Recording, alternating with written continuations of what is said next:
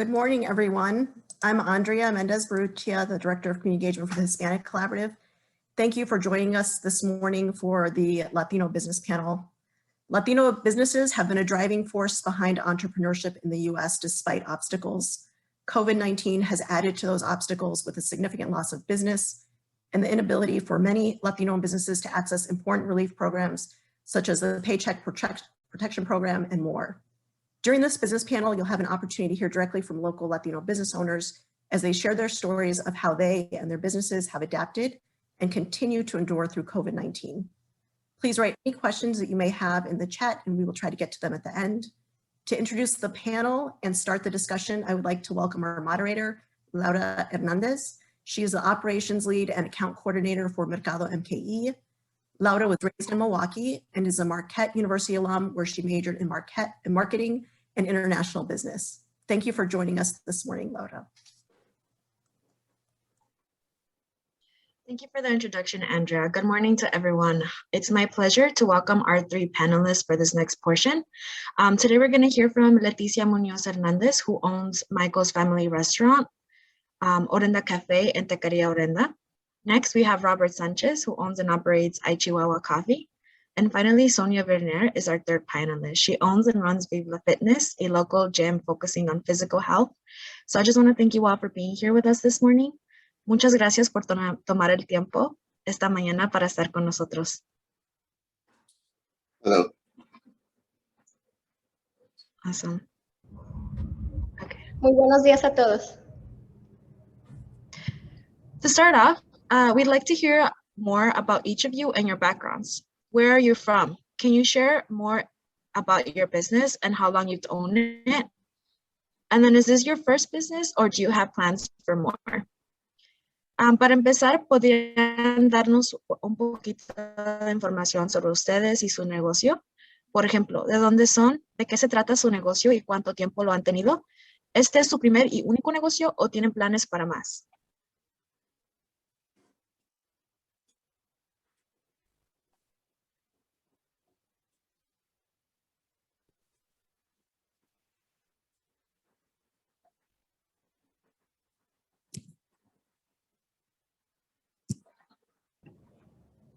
Buenos días. ¿Puedo empezar con la respuesta de las preguntas?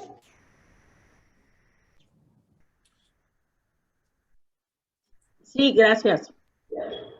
Hola, muy buenos días. Mi nombre es Sonia Vernier. Soy mexicana del estado de Zacatecas.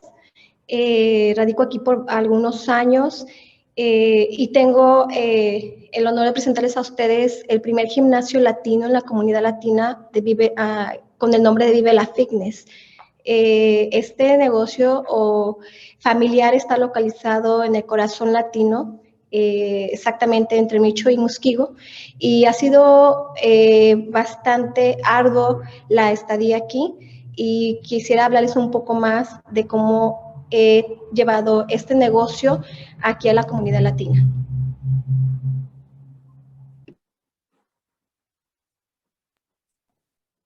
Muchas gracias.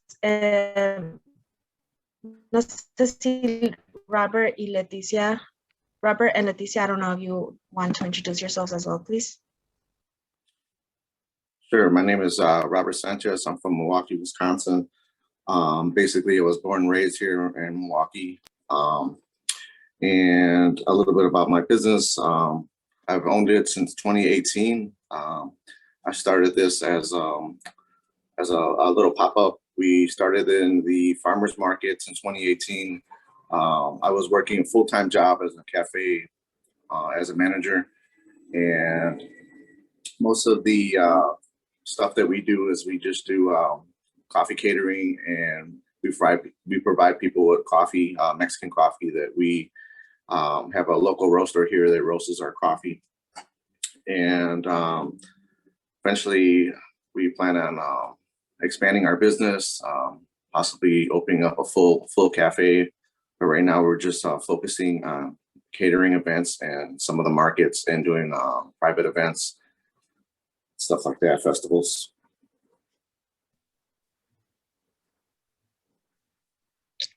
Hi, my name is Leticia Munoz. I'm from Oaxaca, Mexico. and I own Michael's Family Restaurant, 220 West Wisconsin Avenue. I took over this business almost 5 years ago, and it was about to close its doors, and it had been open since 1985. And my family was working at the restaurant, and a lot of the employees were like family as well, because we had been working alongside for many years and looking for opportunities to keep this place open. I was able to purchase the business, and after that I was taking a business class boot camp with Latino Entrepreneurial Network and multicultural entrepreneurial, and to open a second location came up, and I opened Orenda Cafe on 35th and National almost 2 years ago now. And because of the pandemic, the restaurants were shut down, so for dine-in, and in order to bring more revenue, that's how I opened Taqueria Orenda, which has been open for 4 months.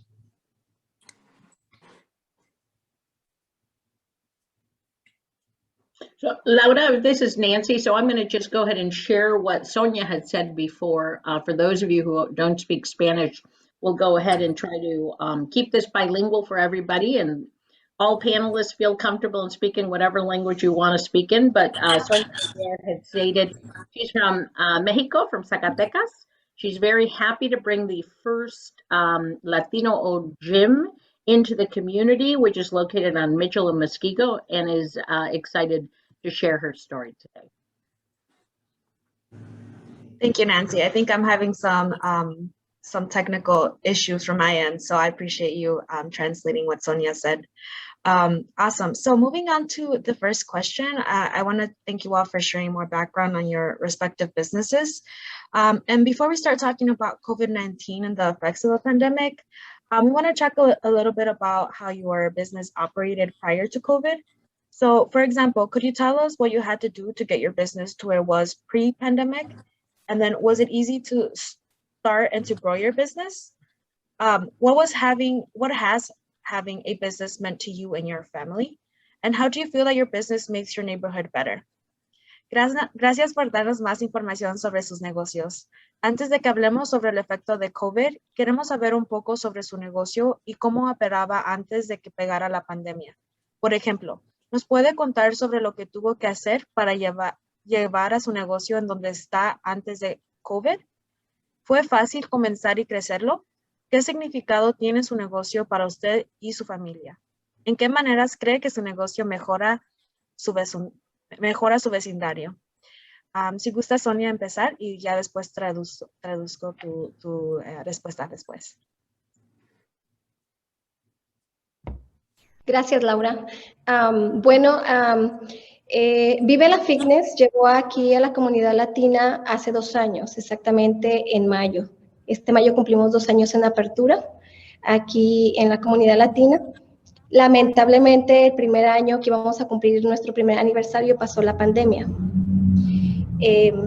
Al ser un negocio familiar y al ser un negocio que apenas estaba empezando a ser conocido por la comunidad, pues vino los estragos, ¿no?, de la pandemia y afectó muchísimo en muchísimos factores, ya que nosotros somos centro recreativo en actividad física y nos enfocamos mucho en la alimentación. Al hablar de la alimentación, estamos hablando que en mi gimnasio no manejamos ningún producto que no sea alimento. O sea, todo lo que consumen las personas, yo preparo sus menús personalizados para que la persona sepa comprar en las tiendas, sepa cocinar en su casa, pero que todo sea a base de comida. O sea, que todo lo que generan, todo lo que hacen como meta para física o de salud, todo sea de una forma natural. En cuanto a los estragos que se vivieron, en el primer año fueron muchísimos. Pudiese hablar los 3 principales que a mí me afectaron muchísimo como negocio, como familia y como nueva empresaria. La primera fue económico, ya que cuando se comienza un negocio como esta categoría que nosotros manejamos, ya que nosotros no manejamos zumba, circuito, entre muchas categorías que se conocen en la comunidad, nosotros somos una categoría totalmente diferente, manejamos todo lo que es entrenamiento funcional y fuerza de manejo de barras libres. La económico fue porque al abrir este negocio, como cualquier propietario me imagino, el sueño es muy grande, pero tienes que invertir lo poco que tienes, el capital, y tienes que incluso tener algunas deudas para poder abrir el negocio. Entonces, al cerrar en el primer año, fue muy difícil establecer los primeros pilares de Vive la Fitness, porque económicamente estábamos en un balance bastante desproporcional y el cual nos estaba afectando bastante. Las membresías obviamente iban a bajar, aunque no eran muchas, pero también corríamos el riesgo de que empezaran a bajar las membresías, las estadías de los clientes, y entendíamos perfectamente por la situación que se estaba pasando y que aún se está pasando, porque muchas personas estaban quedando sin trabajo, al igual que nosotros, al cerrar este negocio, iba a pasar lo mismo con nosotros. El segundo estrago que fue bastante notorio fue lo social.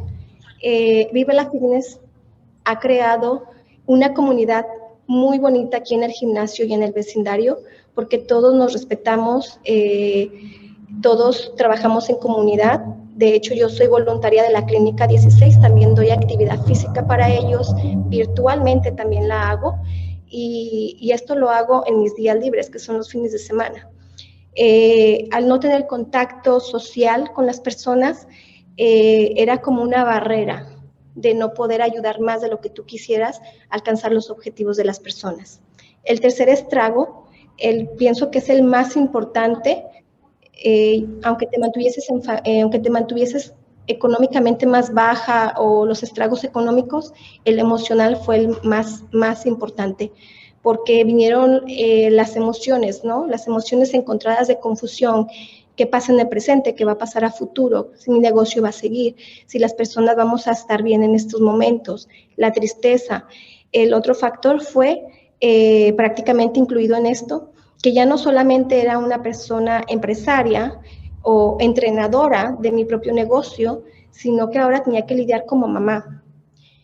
Al tener a mis hijos en escuelas virtuales, en los mismos horarios que yo estaba trabajando, al ser ama de casa, tenerme que encargar de todo lo que es el ser una ama de casa, más aparte el negocio, y eso fue unos estragos bastante complicados, porque había mucha confusión, mucho temor por el contagio, y también principalmente al tener una pandemia o un virus que es totalmente desconocido para todos, no sabemos a lo que nos estamos enfrentando.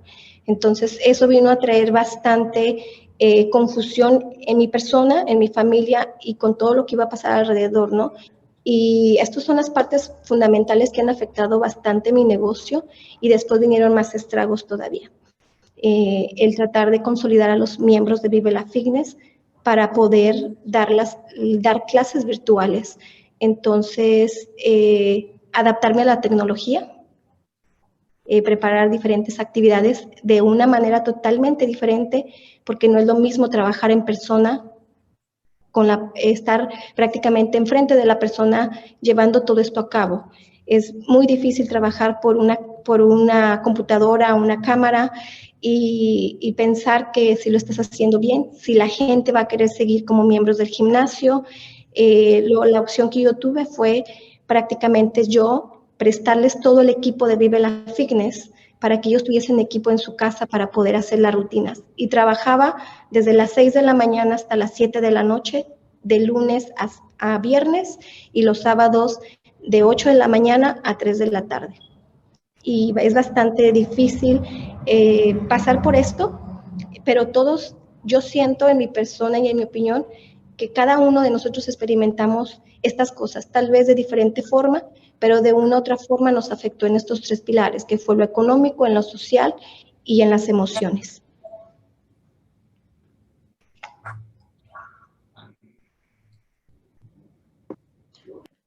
Muchas gracias, Sonia. Voy a traducir un poco sobre lo que nos acaba de compartir. So Sonia Laura, nos do you dijo. want to, Laura, it's Nancy. Do you want me to do it? I took some. Yeah, sounds good. Okay, perfect. I know we're trying to keep your connection vibrant for the question. So I'll go ahead. I appreciate that, Nancy. So Awesome. Sonia shared her business is 2 years old in May. And really, when they celebrated their first anniversary, it was marked by being in the pandemic. So that was very challenging for her. It's a family business as a new business. And with the pandemic hitting, it was challenging for her to have her first year marked by that. Her business focuses on two aspects, not just the physicalness of health, but also wellness and consumption, what we're putting in. So her business handles both aspects of that. And as any business owner, she states, you have to dream big, as she did, and you need to invest what you have. So any capital that she put into the business, as well as needing to take on some debt. So that was also the first part of it. And so going into that first year and into the pandemic, because of the unbalance of that, it was very hard. How was that going to affect memberships? And certainly, as we all think about what happened with gym memberships, those go down. And so it added to some of that uncertainty and unbalance for her. She also stated that socially, their business definitely added to the neighborhood. She also volunteers as part of 16th Street doing some of their wellness and training. And so for her personally not being able to do that with the pandemic was difficult because it's a contribution that she couldn't do. There was a lot emotionally, it's hard to deal with because of, there's emotional uncertainty in starting a business anyway, and then certainly having this pandemic happen on that made that uncertainty greater and more volatile. So are we going to make it or not? What is the outcome? How are these ebbs and flows going to affect us? Add to that we don't stop as an entrepreneur being individuals, right? And in this case, being a mom, and the pulls and tugs of what we needed to do from a responsibility standpoint as a mom also adds to that pieces. So she had to figure out how to adapt a very physical work to transition to virtual work in order to make that. And some of that involved sharing her equipment with her members so that they were able to do it. And really, I think as many entrepreneurs found out, putting in those long hours, 6 a.m. starts, 10 p.m. closures, in order to help transition and make this work and do your life's work. So I hope I did a good job translating there. Thank you so much, Nancy. Robert, Leticia, I don't know who wants to start with this next question. I can go, that's fine. Awesome, thank you. Basically, before the pandemic, again, I was managing a coffee business downtown Milwaukee called Bella Cafe for about 10 years. I was working there, and that was kind of my my bread and butter. That was kind of what I was doing full time, and I was running my business part time before the pandemic. And then obviously I started this in 2018. So 2018 was kind of my first step to get this running with the money that I had, saved from living every day for my full-time job and money that I had put away. So basically when the COVID had came, I already had two years already established in the business, which we were operating in the farmers markets, and we were doing special events, like small little gallery markets. And so we were expanding our business just by moving around different markets and getting different events, plugging into different businesses. And then eventually when the pandemic came, we were a little bit step higher, opening up to more markets. We started with one market in 2018, and then 2019, we had 2 markets going. And then right during the pandemic, when it came, that's when my full-time job got shut down. So I had to lean more towards my business to get things going for myself, to, you know, for living wise, for making paying bills, and obviously to keep operating my business. So it was right when the pandemic started. I eventually opened up to four markets, and then we were still doing special events. And basically what we were doing before the COVID came, we were just setting up our tents. We have a canopy, and we were setting up tables at each market. So like right now, we have a little coffee trailer that we do the markets with now. But yeah, all that stuff didn't happen before the COVID came. So we were just pretty much just operating each farmer's market. And then I was more relying on my full-time job to support myself and pay my bills and stuff like that. So basically, most of the stuff that we were doing in the beginning it was a small stepping stone, but I had to force myself to take more action on working for myself since the COVID had came. So I had a lot of a lot of different markets that I was meeting people and letting them know, and they were also socializing with me to connect with other people. This way, they were showing me other locations or other businesses that might be interested in my business also. So that's basically how we were set up before the COVID came. Thank you so much for sharing. Leticia, could you share a little bit about your business? Yes, before the pandemic, I had Michael's, as I mentioned, it's been open since 1985, so it's more settled, and it was going, it was working well. But I had another, I had started Orenda, and I started that from scratch, like from the building. It had to be renovated, and I spent more than I had budgeted for. So I already had a hard time with that business before the pandemic, and I was able to have a small clientele base for that restaurant, and it was starting to go well. And then we had to shut down just at the moment where everything looked seemed to be going better. And so it hasn't been easy to start this second business, which was Orenda. And I try to learn as much as I can. I have been going to these classes from Multicultural Entrepreneur Network. I also took accounting classes, and I just try to get as much information that I can.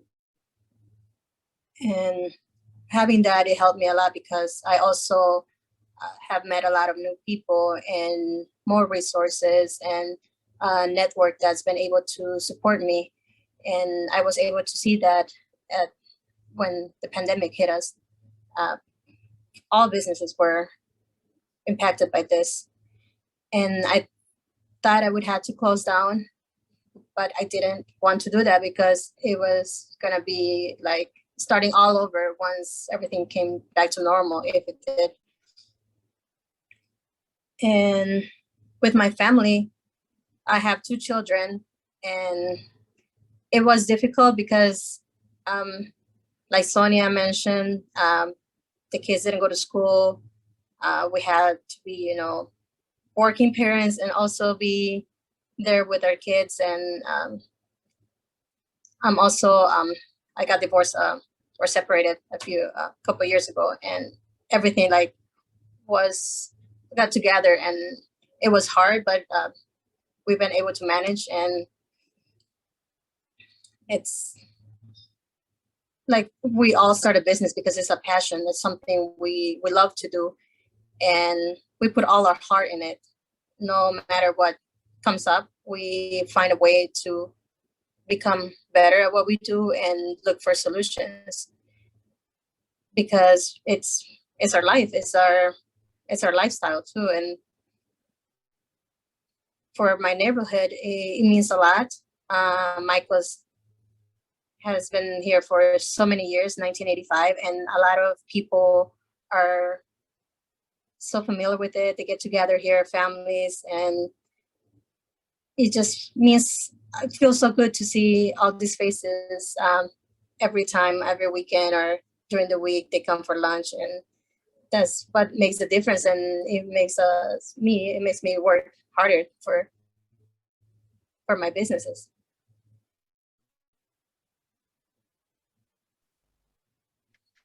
Awesome. Definitely. That's all Thank you I all have for to say. sharing. I know that we kind of already touched on the topic of COVID, but if you could all share a little bit more about the impact that the pandemic had on your business. For example, did you have to close or let people go in your family? And how did you handle that situation? Muchas gracias por compartir. Sé que ya hemos tocado un poco el tema de la pandemia, pero no sé si podría compartir un poco más. Por ejemplo, si tuvo que cerrar el negocio o dejar a ir a empleados, y si el negocio fue suficiente para apoyar a usted y a su familia, y cómo manejó la situación. Leticia, since you're unmuted right now, do you want to go ahead and start with the question? Sure.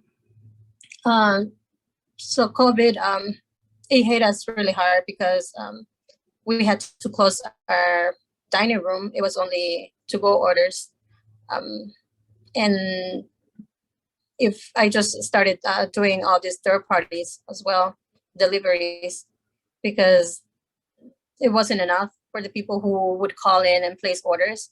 But it was also a really hard hit because they take a big percentage of the sales, and I just I didn't want to close. That wasn't an option for me, and I wanted to keep the jobs for all the employees. And because if they lose the job and going through all that, it makes them more vulnerable for anything, And a few employees, they decided to just stay at home because they didn't feel safe, and that was absolutely right. It's everyone's choice to do what feels better for them. But I had to open Taqueria Orenda. It's a food truck, and I did that because I didn't want to close Orenda, which was the newest restaurant. And I was able to do that as well because of a grant that I received from Vive, and that was like a push that I needed at that moment. And I was able to keep everyone employed, and I still employed 3 more people. And I was able to stay open and to keep all the employees. And it just feels good looking back, and seeing that I was able to do it, which I didn't do it by myself, but it just feels good to be here. Definitely. Thank you so much for sharing. Robert, would you like to go next? Oh, I think you might be muted. Thank you. Yeah, basically, when the COVID came, I was managing my full-time job was managing a cafe. So the owner of the cafe eventually decided to retire. So that's when I had to take full blown my business and take it to another level, which I eventually had to do full time. And that's when we established more markets and we started getting more clientele with people doing events with us and opening up to new connections, meeting new people. So there was a lot more that was opened up to me since I lost my full-time job and I was putting more energy and time into my business. Eventually I do it all by myself. So most of, I didn't have any employees or anything helping me. So I didn't have to let anybody go or paying anybody. It was mainly just me focusing on building my business to a higher extent, getting more connections to find more locations. Eventually this past winter, we had a little kiosk inside of an apartment building in West Dallas that we were operating for the winter. And then eventually now we're just outside doing the markets and doing special events. So most of the COVID stuff, it was a good thing for me as far as spending more time and energy into my business, since I didn't have a full-time job anymore. But some of the markets and some of the things that we were doing obviously got cut off. But most of the outside markets, because it wasn't inside, was a big plus for us because there was a lot of markets that were going on. So that really, really helped us out. And then eventually we got some grant money that helped us get the trailer this past year. So yeah, it was a good thing. But obviously I had to take some initiative to use unemployment and stuff to survive off of. So yeah, that was the only aspect of me trying to survive running my own business full time was the extra income that I was getting as my full-time position as a manager at the cafe wasn't there anymore. So I had to learn how to budget. I had to learn how to budget using, every money that I was making towards my business.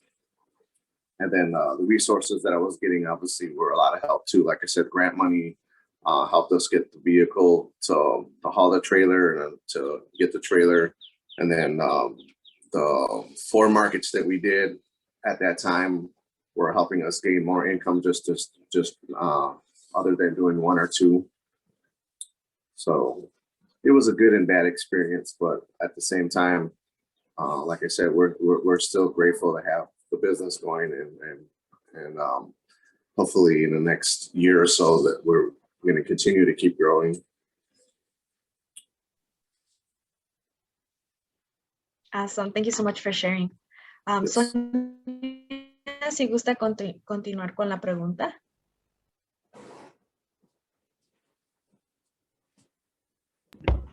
Claro que sí. Bueno, durante la pandemia, bueno, en el año que estuvimos nosotros en apertura, fue como doble reto para nosotros, ¿no? Al abrir el negocio, al abrir Vive la Fitness, venían los grandes retos de cómo atraer la atención de las personas, cómo que Viva la Fitness llegara a voces de las personas para que tomaran interés en venir a conocer Vive la Fitness. Estuve luchando alrededor de casi 6 meses, luchando para que encontrar personas, haciendo publicidad, entre otras cosas. Y llegó un momento de desconsuelo total en el cual a veces miraba solamente 2 clientes, 3 clientes en 6 meses. Y entran las dudas de si fue la mejor decisión que hiciste, no porque dudes de tu talento, no porque dudes de lo que haces, porque yo amo esto.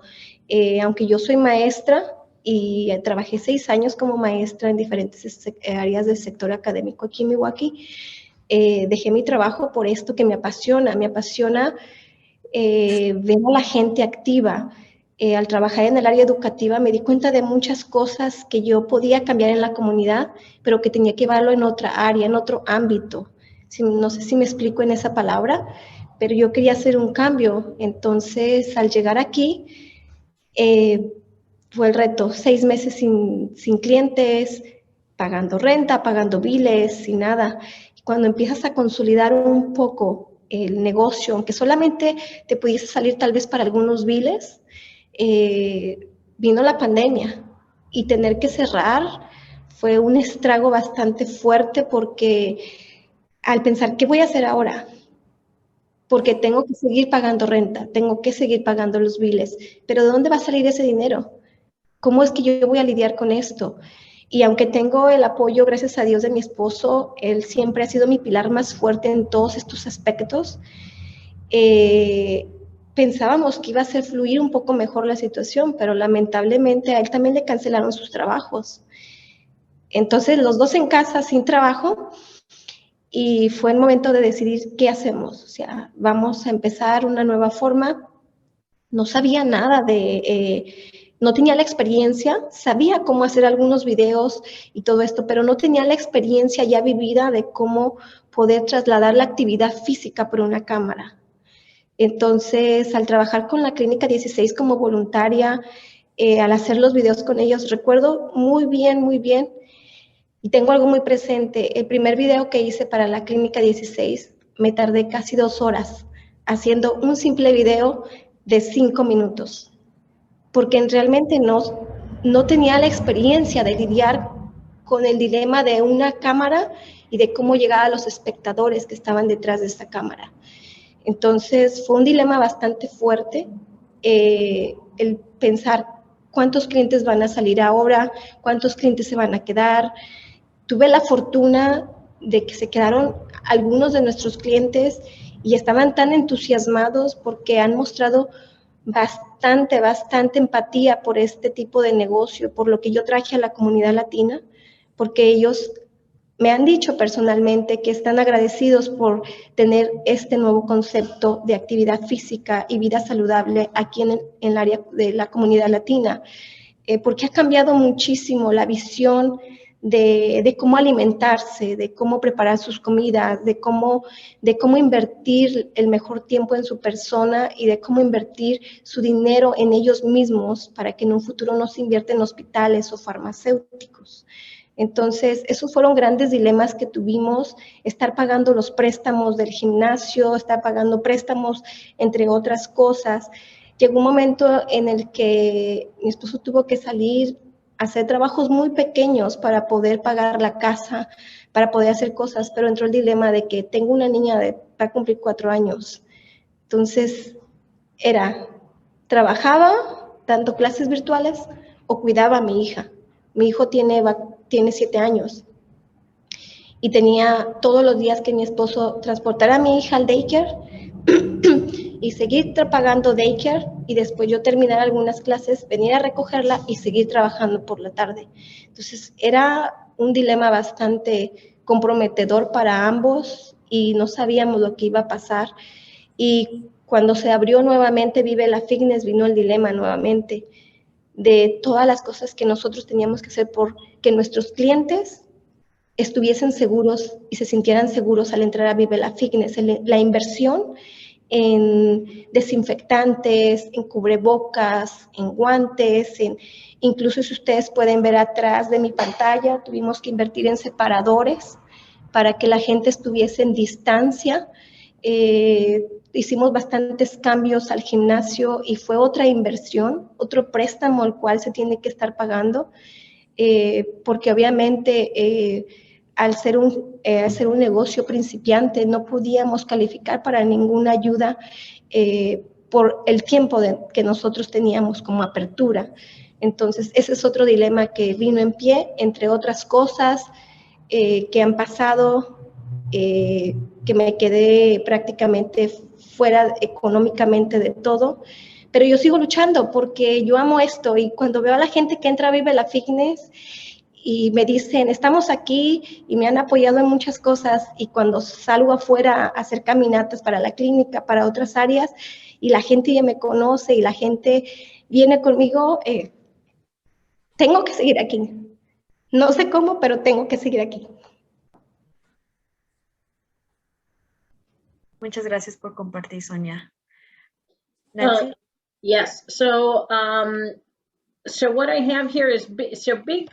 In the opening year, we had big goals, and it took me about 6 months of really hard marketing to try to get our name out there. But even after those first initial 6 months, we only had 2 clients, and that's when kind of the doubts start, not necessarily self-doubt, because I was very competent. I had a strong track record in the industry of being a trainer and working for others. But the doubt of, was this the right time to try to make my own impact of what I knew I could do? And so, you know, you continued, you trudge on. And so then as business picked up, the pandemic hit and, you know, wow, that was kind of getting the life sucked out of you again. That was very, very tough. And at that same time, because of the pandemic, my husband also lost some his work, and so it was both of us there without income, wondering, you know, how do we figure this out? How do we make this work? So it was with some of that initial relationship with doing some work for 16th Street and learning how to get invested and do the videos. You know, my first video, I took 2 hours to just make a 5-minute video for 16th Street. But it was something that we had to learn in order to try to get through this. So doing these videos was part of the way out of this. And we did have clients that chose to stay with us and continue, and they kept finding value. So that was also very, very rewarding to have that. So I also had to choose, you know, to take smaller jobs and different types of things to help pay bills from the business and personal bills. And I also had to choose, you know, do I continue to work with my clients and pay daycare bills, or do I step back from that and do some care with my child? So we also had to look at how do we make our clients feel comfortable in this experience. And you can see the partitions behind me. That was more investment that we had to put into the business, keep it clean, disinfectant, and make sure that people felt comfortable coming here. So, and as a new business with only a year under our belt in the pandemic, we didn't qualify for many grants. But I feel that, you know, this is something that I'm called to do. I do it because of a passion, and I want to keep fighting. You know, interacting with my clients makes me continue to want to keep fighting.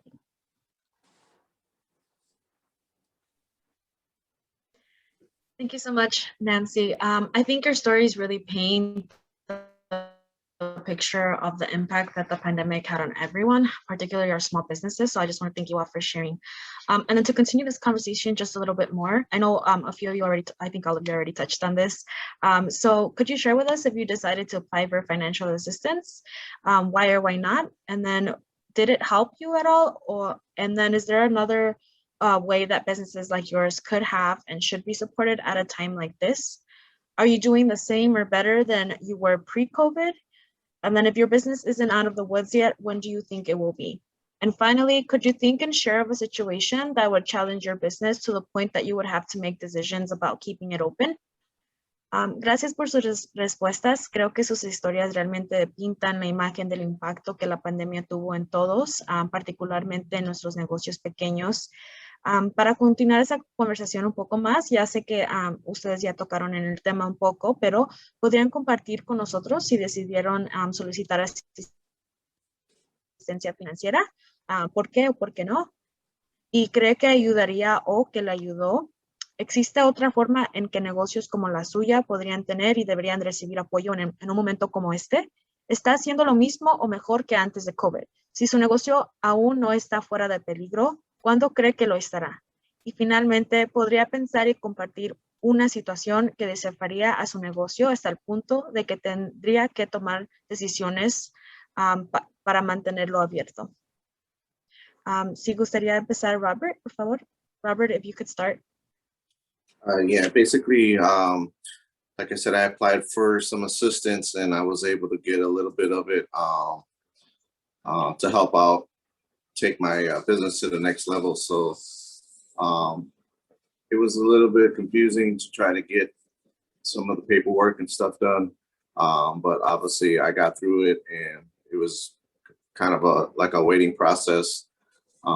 But again, I'm very thankful that I got some money to help me get to the next level, because I don't think if I would have gotten any of that money, I probably would have been kind of stuck, kind of not taking the business to the next level.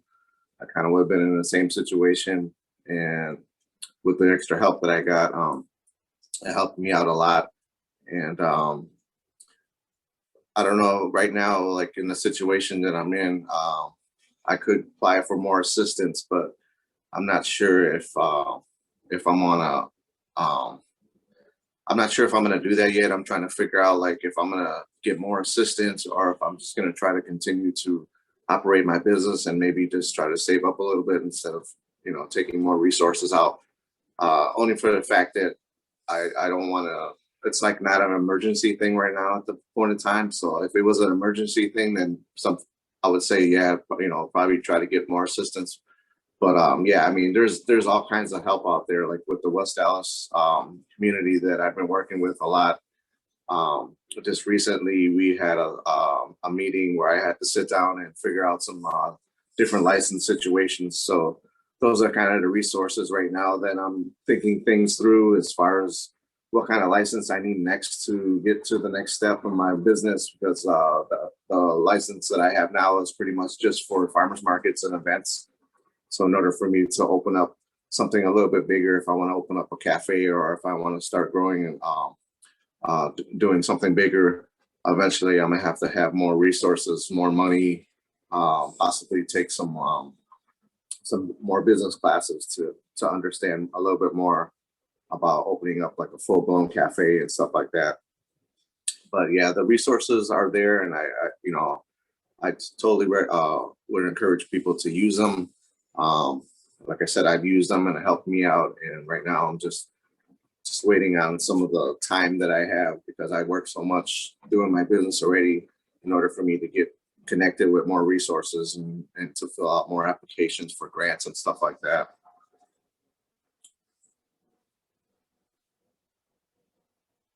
Definitely. Thank you so much for sharing. Leticia, we'd like to go next.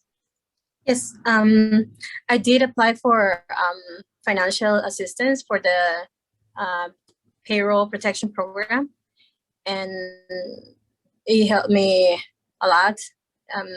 I had already kept in mind to keep all the employees, not to cut hours if it wasn't necessary. But having this the payroll protection program grant, it helped me double the wages, like especially for servers, because we had the dine-in was closed, and a lot of the servers, they make a lot of their wages and tips. So to compensate the loss of tips, I doubled their pay, and everybody was so grateful to keep their jobs and to still make the money that they used to make before the pandemic.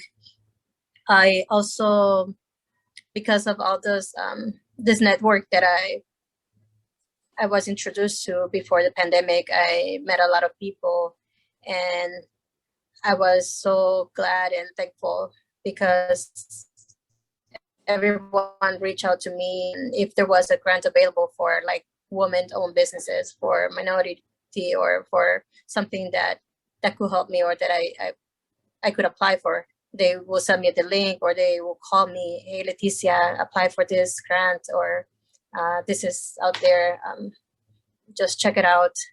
And I did get a lot of grants, and that helped me so much to keep my business open.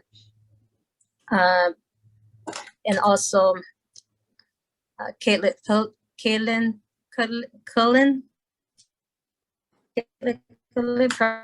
from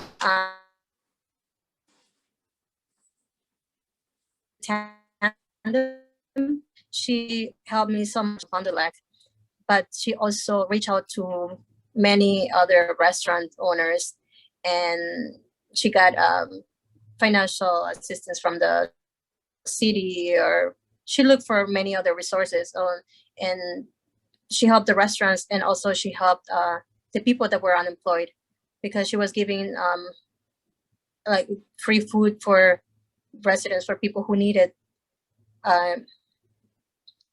free food for their families and everything. So the money from the assistance she got from the city, she was able to help other businesses, giving them, like me, she gave me like a lot of orders that I would make the food and make money, and also help the community.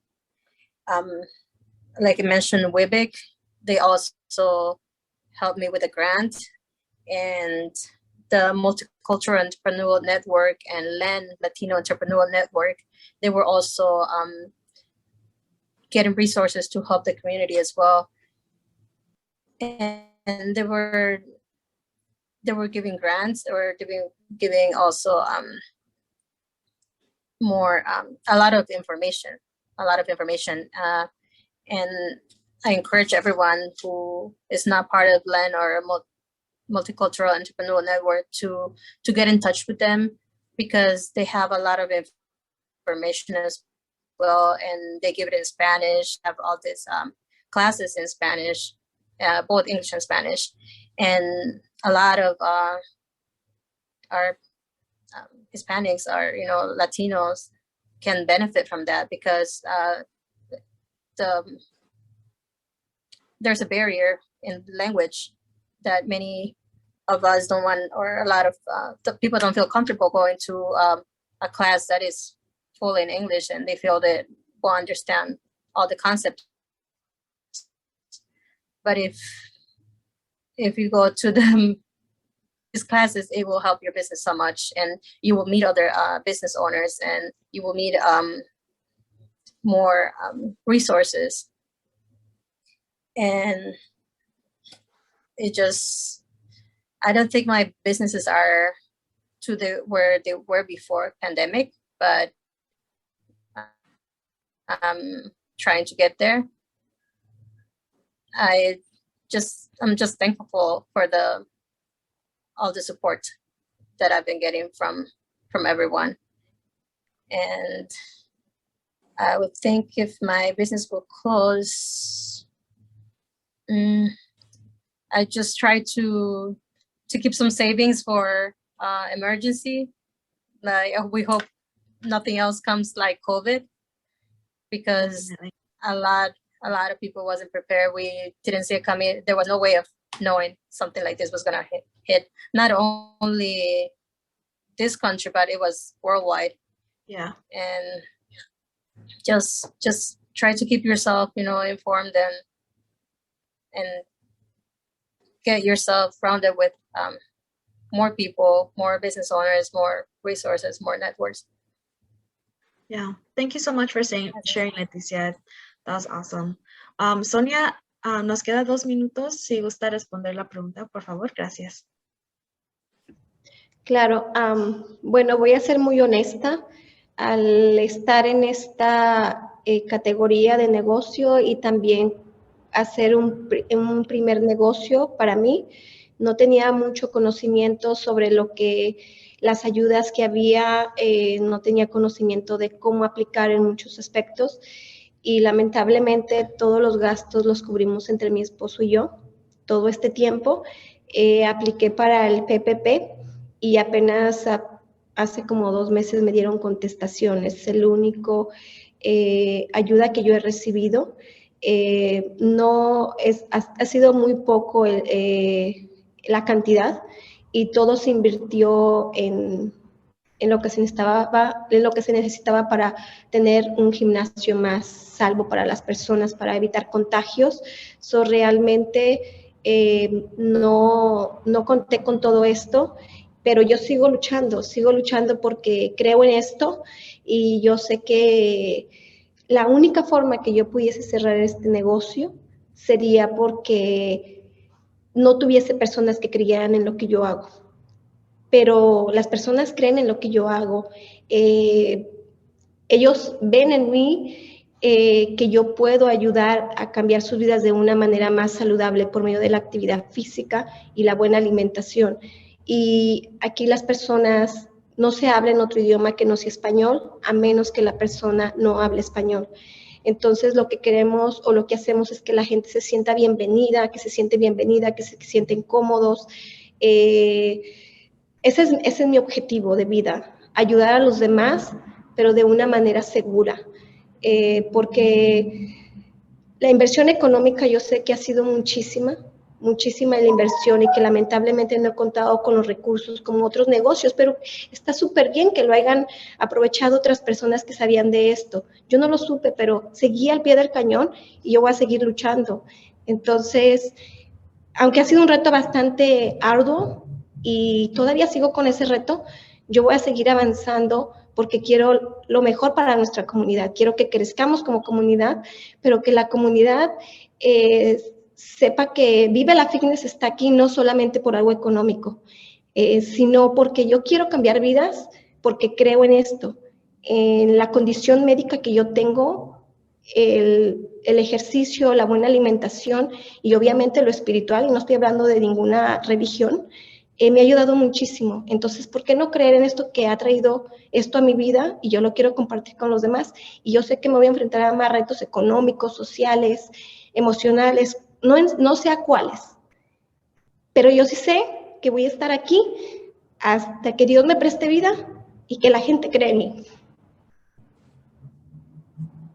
Muchas gracias, Sonia. I did not have a lot of familiarity, to be honest with you, before doing this being my first business and the first business of this type that I've done. So my husband and I we've covered all expenses to date. We did apply for PPP, and it was only just within 2 months that we received a response related to that. It wasn't a lot of money. And all of that money went into making our gym safe and some of the safety investments that we did there. But I'm going to keep fighting. People believe in me and believe that I can help them make their lives healthier and change their lives.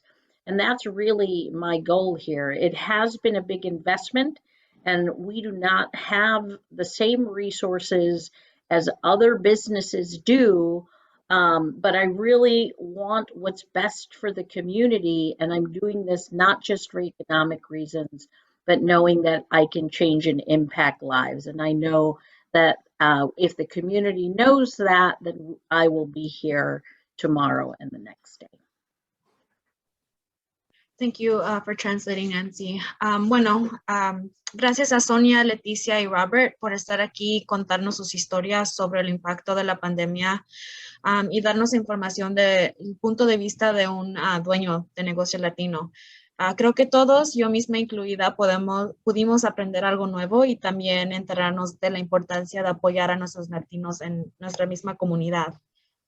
Thank you, Sonia, Leticia, and Robert for being here and sharing your stories about the impact of the pandemic from the point of view of a Latino business owner. I think everyone, myself included, was able to learn something new and also learn about the importance of supporting our Latino-owned businesses and our communities. So following this panel is another discussion with Latino college students and moderator Alberto Maldonado, who's the director of the Roberto Hernandez Center at UW Milwaukee. So I'm going to pass it over to Andrea, and I want to thank everyone for being here, and hopefully everyone has a nice day. Thank you so much. Muchas gracias. Thank you. Thank you so much, Laura, for moderating, and thank you to all of the panelists.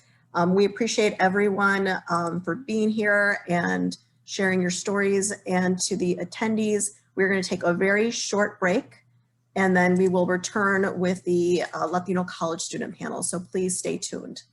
We'll take just a short 5-minute break. So please don't go anywhere. See you soon.